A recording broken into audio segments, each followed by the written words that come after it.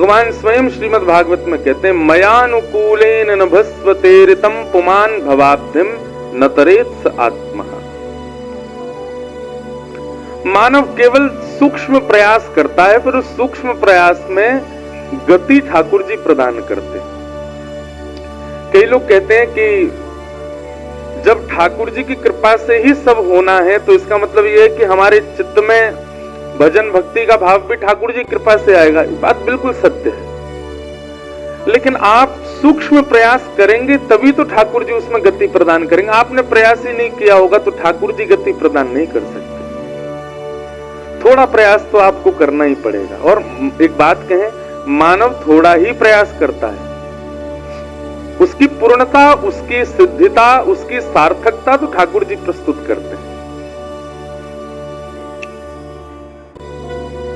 हम आज कथा सुना रहे हैं, 9 वर्ष हो गए कथा करते हुए। इन 9 वर्षों में हमारा प्रयास इतना ही है, बाकी जो सब प्रयास हैं वे सब गुरुजनों के और ठाकुर जी के हैं। ये अभी बताऊंगा तो ऐसे अनुभव आपको नहीं होगा, ये जब घटेगा साथ में तब आपको अनुभव होगा कि आपका प्रयास सूक्ष्म होता है। कृपा ठाकुर जी करते हैं फिर उसको गति प्रदान करने में। मयानुकूलेन नभस्वतेरितम, मैं अपनी अनुकूलता से भक्त को गति प्रदान करता हूं उसके भक्ति मार्ग में, ऐसा ठाकुर जी कहते हैं। तो ऋषिकेश की ये पावन भूमि और हमारे 9 वर्षों में सबसे ज्यादा हमारी कथाएं जहां हुई हैं वो स्थान ऋषिकेश ही है। सबसे ज्यादा कथा हुई है यहाँ पे। 2 बार तो यही हो गई, गीता भवन नंबर 7 में। एक बार अकिंचन हुई थी, आगे थोड़ा और आगे जाते हैं तो वहां एक स्थान है, वहां पर अभी इसी साल अगस्त में भी अकिंचन हुई थी। ऊपर एक रिजॉर्ट था वहां पर। फिर एक फूल चट्टी स्थान है आगे, वहां पर भी हो चुकी है। तो ऋषिकेश की परम कृपा है दास के ऊपर। हमसे कोई पूछता है कि कथा करानी, महाराज जी जगह आप बताओ, तो हम तो ऋषिकेश का ही नाम लेते हैं, सबसे बढ़िया है। तो परमानंद की बात है। आज तृतीय दिवस कथा का हम लोग प्रारंभ करें, क्रम में प्रवेश करें और फिर उसी क्रम में ही चर्चाएं करते रहेंगे। भैया हमें बहुत जोर से गर्मी लगी है यार, इन दोनों से इन्हें नीचे ही कर दो, न का देर में घबराहट लगेगी। हाँ, कथा में चिपक मत जाइयो। ठीक है, सर्दी बढ़िया है। कल हमको हवा लग रही थी, मैंने क्यों ऊपर धर दो, पर यहाँ ने तो हवा ही रोक दी। एक बात वैसे स्पष्ट है कि कई बार भक्ति से यह भी होता है कि वातावरण अपने आप आपका शरीर अनुकूल बनाने लग जाता है। आप कई साधकों को देखते होंगे कि वे अत्यंत शीतकाल में भी बहुत सामान्य से वस्त्र पहन कर कैसे रह लेते, उनको सर्दी नहीं लगती, उनका भी तो शरीर है। पर भजन जो है ना, वो आपके शरीर को अनुकूल बनाने लग जाता है, परिस्थिति के अनुसार, व्यवस्था के अनुसार, वातावरण के अनुसार। यहां से आने से पहले तो शीत का अनुभव होता, पर यहां बैठने के बाद परिस्थिति के अनुकूल होने लग जाता है स्वभाव व्यवहार। और क्षमा कीजिएगा, भजन करने के बाद भी आप परिस्थिति और वातावरण के अनुकूल अपने आप को ढाल नहीं पाते, आपको व्यवस्थाओं की जरूरत पड़ती है, तो आप भजन करते नहीं हो। सोने के लिए ऐसा ही बिस्तर चाहिए, ऐसी ही तकिया चाहिए, ऐसे ही रजाई चाहिए, ऐसे ही गद्दा कंबल चाहिए, तो ही नींद आएगी। तो काय बात का भजन कर रहे हो फिर? भजनानंदी तो हर परिस्थिति में सम होता है, तो हर प्रकार के प्रसाद को पाने में सक्षम होता है, हर प्रकार के वातावरण में ढाल लेता है स्वयं को। हाँ, बस अत्यंत संसारी वातावरण नहीं झेलता उससे, उसमें उसको दिक्कत होती है।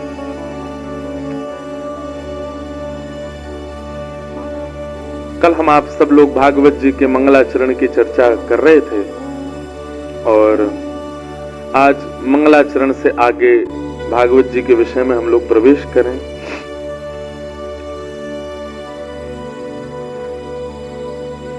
88,000 सौनकादि ऋषि बैठे हैं नैमिषारण्य में और उन 88,000 ऋषियों ने सूत जी महाराज से 6 प्रश्न किए और इन्हीं 6 प्रश्नों में अब आगे की कथा चलेगी। तो 6 प्रश्न कौन कौन से हैं?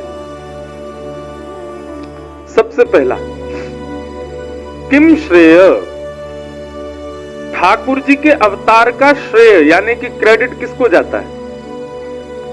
भगवान श्री कृष्ण आए, उसके पीछे क्रेडिट किसको जाएगा? किसके लिए आए ठाकुर जी?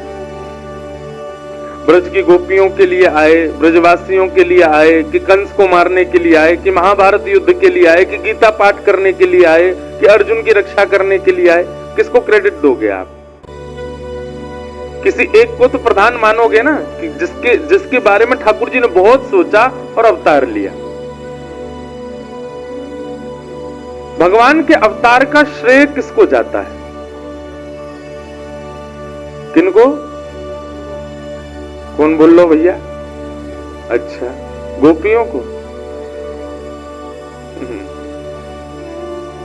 विराज जाओ, सुनो। हम जब प्रश्न के लिए यूं कहें ना बोलो तभी बोलना, नहीं तो हम खुद ही उत्तर दे देंगे।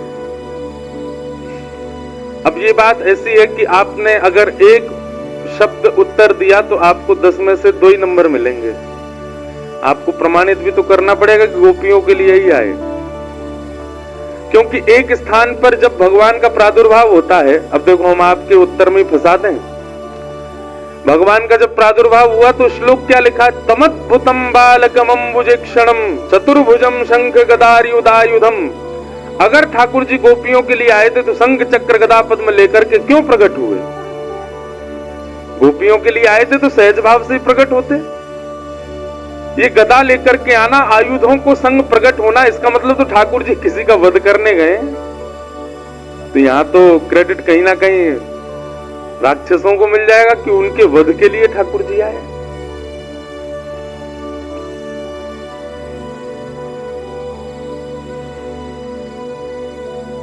ठाकुर जी किसके लिए अवतार लेते हैं? इसका वास्तविक और सत्य उत्तर है हमारे लिए। हमारे लिए ठाकुर जी प्रकट होते हैं। गोपियों के साथ में जो व्यवहार है, जो स्वभाव है, कंस के साथ जो लीला है, पूतना अघासुर बकासुर धरनासुर, सब कुछ, सबका उत्तर पाकर के जीवन श्रेष्ठ कौन बना रहा है? हम लोग। ठाकुर जी का अवतार किसके लिए हुआ? हम सब के लिए हुआ। निश्चित है कि भक्त प्रधान है। ठाकुर जी का प्रादुर्भाव हुआ, शंख चक्र गदा पद्म लेकर के आए, तो ठाकुर जी ने सबसे पहले विश्वास प्रकट कराया हमारे चित्त में कि निर्भीक हो जाओ। ये आयुधों को देख करके यह समझ जाना कि तुम सब प्रकार से सुरक्षित हो, पर उन आयुधों में कहीं कमल भी है। कमल आयुध नहीं है, कमल कोमलता का स्वरूप है। ठाकुर जी यह भी अनुभव करा रहे हैं कि कोई भी आर्त यदि जीवन में आएगा तो उसके लिए आयुध है, लेकिन अगर तुम प्रेम प्रस्तुत करोगे तो तुम्हारे लिए कमल भी है समीप में, अत्यंत कोमल कमल। ठाकुर जी का प्रादुर्भाव हम सबके लिए हुआ। कंस वध से भी हम सीखते हैं और गोपियों के साथ जो प्रेम हो रहा है उससे भी हम सीख रहे हैं। माखन चोरी से भी हम सीख रहे हैं, पूतना वध से भी हम सीख रहे हैं, सत्तासुर वध से भी हम सीख रहे हैं, महाराज से भी हम सीख रहे हैं। सारी क्रियाएं केवल और केवल हमको सिखाने के लिए है। हम कलियुगी जीवों के लिए ठाकुर जी ने अवतार धारण किया है। तो श्रेय किसको जाएगा? हमको। हमारे लिए ठाकुर जी आए। किम श्रेय। दूसरी बात, इतने शास्त्र हैं हिंदू वैदिक सनातन धर्म में, इनका सार क्या है? कोई भगवत गीता को प्रधान मानते हैं, कोई रामायण जी को प्रधान मानते हैं, कोई मानस जी को, कोई वाल्मीकि रामायण को, कोई वेदों को। इतने शास्त्रों का सार क्या है? शास्त्र सार क। एक बात याद रखिएगा, दही को जब मथते हैं ना तो मक्खन ऊपर आता है, मक्खन ही सार होता है। दही मथने के बाद नीचे जो रह जाए वो छाछ और ऊपर जो आ जाए वो मक्खन। दोनों में मूल्यवान कौन होता है, छाछ की मक्खन? मक्खन। 18 पुराणों का जब मंथन किया गया तब श्रीमद् भागवत रूपी मक्खन ऊपर आया। अगर आपसे कोई कहे तो समस्त शास्त्रों का सार यदि पूछे, सारम सारम समद्वितम श्रीमद् भागवत। कई लोग आते हैं हमारे पास, महाराज जी शिव महापुराण में तो ऐसा लिखा था, देवी भागवत में तो ऐसा लिखा है, वहां वेदों में तो ऐसा लिखा हो, भागवत जी में ऐसा बता रहे हैं। किसकी बात माने? भागवत जी की माने। क्योंकि स्वयं श्रीमद् भागवत के विश्राम में वेद व्यास जी महाराज कहते हैं, मैंने 18 पुराण लिखे, मैंने 18 उप पुराण लिखे, मैंने वेद लिखे, इतिहास लिखा, पर यदि पढ़ने की बात आए तो सबको पढ़ो, पर मानने की बात आए तो भागवत जी की बात मानिएगा, क्योंकि ये व्यास जी की अंतिम रचना है। तीसरा प्रश्न, स्व अवतार प्रयोजनम। भगवान के अवतार का प्रयोजन क्या है? ठाकुर जी चाहे तो सारी लीला मानव बनकर के कर सकते हैं, पर कभी कूर्म बन के आते हैं, कभी मत्स्य बन करके आते हैं, कभी बराह बन के आते हैं, कभी नृसिंह बन के आते हैं। जो काम ठाकुर जी ने नृसिंह बन के किया, क्या वो मानव बन के नहीं कर सकते थे? ठाकुर जी ने जो लीला मत्स्य बन करके करी, मछली बन के, क्या वो मानव बन के नहीं कर सकते थे? ठाकुर जी ने इस प्रकार रूप क्यों बदले अपने? एक ही रूप में आ जाते, इतना कंफ्यूजन नहीं होता कि भाई कितने रूप हैं। कहीं पर ठाकुर जी की बराह रूप में सेवा, कहीं पर मत्स्य रूप में सेवा।